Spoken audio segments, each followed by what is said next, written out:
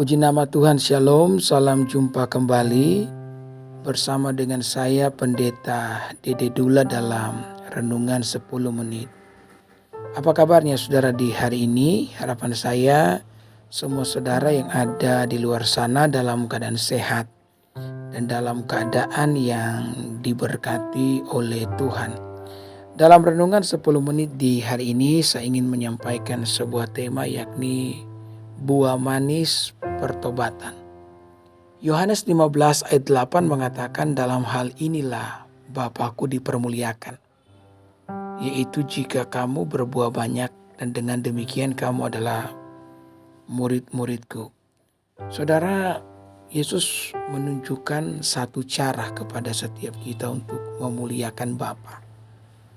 Dalam benak kita, dalam pikiran kita, memuliakan Tuhan, memuliakan Bapa itu yakni bernyanyi atau tepuk tangan bagi Tuhan. Ya kan, seringkali kalau kita ibadat di gereja, saudara, aliran karismatik biasa ada yang namanya worship leader atau seseorang yang ditunjuk untuk memimpin pujian dalam sebuah kebaktian.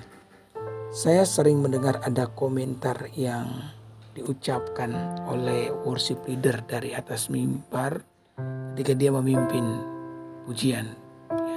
Kalimat itu berkata demikian, mari kita berikan kemuliaan bagi Tuhan. Nah, ketika ucapan itu disampaikan, maka jemaat itu akan menanggapi dengan memberikan tepuk tangan, disertai dengan sorak-sorai, disertai dengan musik yang riuh. Itu kemuliaan bagi nama Tuhan di tengah-tengah peribadatan. Nah, saya percaya bahwa hal ini tidak salah. Kita juga harus bertepuk tangan dong bagi Tuhan. Kenapa? Karena tepuk tangan itu tanda kehebatan, ya. Karena Tuhan telah berbuat banyak dalam hidup saya dan saudara. Ada begitu limpahnya kebaikan yang telah Allah nyatakan dalam kehidupan saya dan saudara, maka dia pantas dapat tepuk tangan yang meriah. Tetapi saudara, kemuliaan yang seperti itu kita lakukan di dalam gereja. Kemuliaan bagi Tuhan yang seperti itu kita lakukan di tengah-tengah kebaktian atau peribadatan. Tetapi pada saat kita ingin membawa kemuliaan bagi nama Tuhan di luar gedung gereja, bahkan kita rindu ketika orang-orang yang bahkan tidak mengenal Tuhan bisa memuliakan Tuhan, maka saudara-saudara harus menghasilkan buah. Karena orang di luar sana, mereka yang tidak percaya kepada Kristus, bukan melihat bagaimana cara kita beribadah, karena setiap orang itu punya cara masing-masing untuk beribadah. Tetapi mereka akan melihat buah. Mereka akan melihat perbuatan setiap kita. Apakah perbuatan kita, apakah kita menghasilkan buah yang baik, buah yang manis, atau bahkan kita tidak menghasilkan buah sama sekali. Ketika kita hidup sebagai anak Tuhan dan kita memberikan buah yang baik, menghasilkan buah yang baik, maka tentu saja itu akan membuat orang-orang percaya kepada Tuhan yang kita sembah. Dan inilah yang dimaksudkan oleh Kristus, membawa kemuliaan bagi Bapa itu sendiri. Yesus sendiri pernah mencari buah dari pohon ara.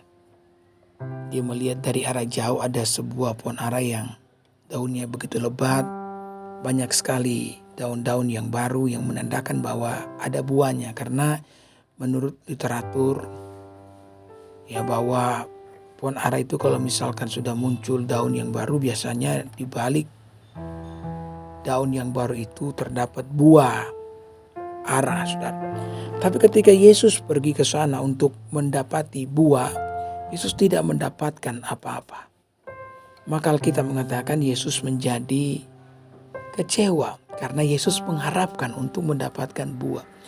Nah saudara, kekecewaan Kristus ini membuat Yesus kemudian mengutuk pohon ara tersebut. Ini menjadi perhatian bagi saya. Ternyata Yesus kecewa loh pada saat tidak menemukan buah.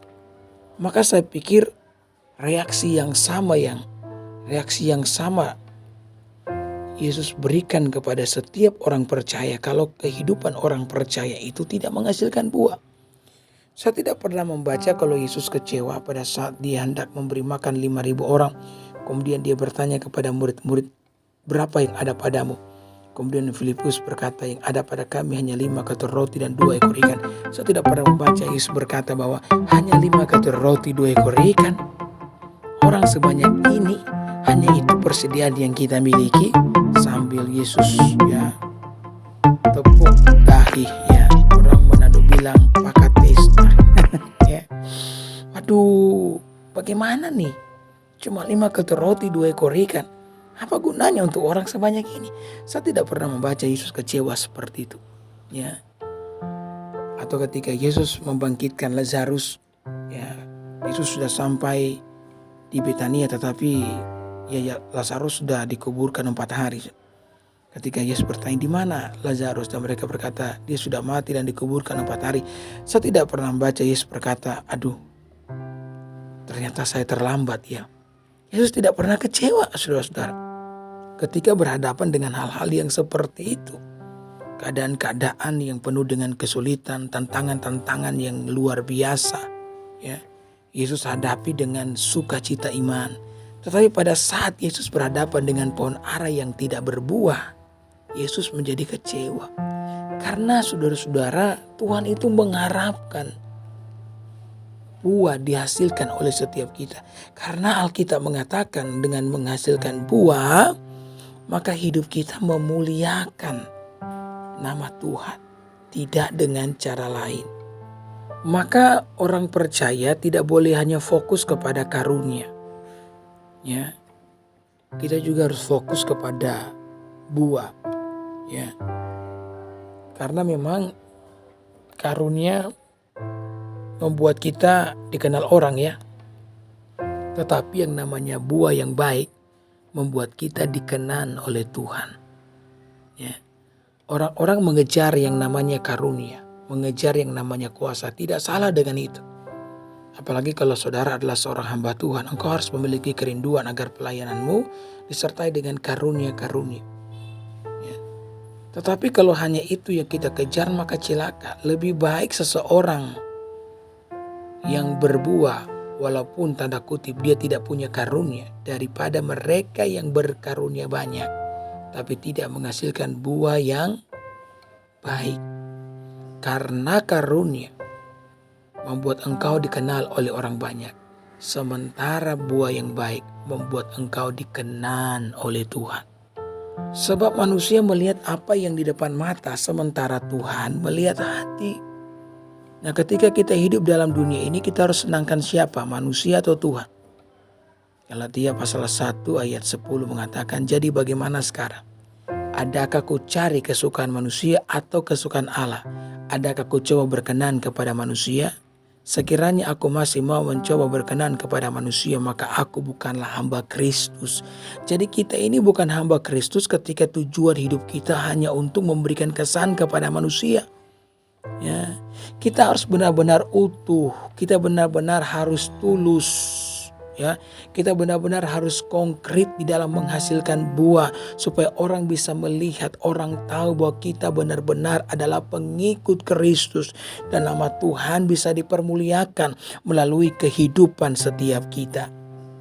Maka ingatlah saudaraku, dimanapun kamu berada, kapanpun itu, Alkitab mengatakan kita punya banyak saksi, banyak yang mengelilingi kita. Ibrani 12 ayat 1 mengatakan demikian. Bagaikan awan yang mengelilingi kita. Banyak saksi bagaikan awan yang mengelilingi kita. Nah, saksi yang dimaksudkan di sini bukan hanya saksi di surga, saudara. Tapi orang-orang yang ada di sekitar kita. Kehidupan orang Kristen, orang percaya menjadi patron. Kalau kita tidak menghasilkan buah yang baik, maka nama Tuhan yang dihujat. Tapi sebaliknya ketika kita menghasilkan buah yang baik, nama Tuhan yang akan dipermuliakan. Amin.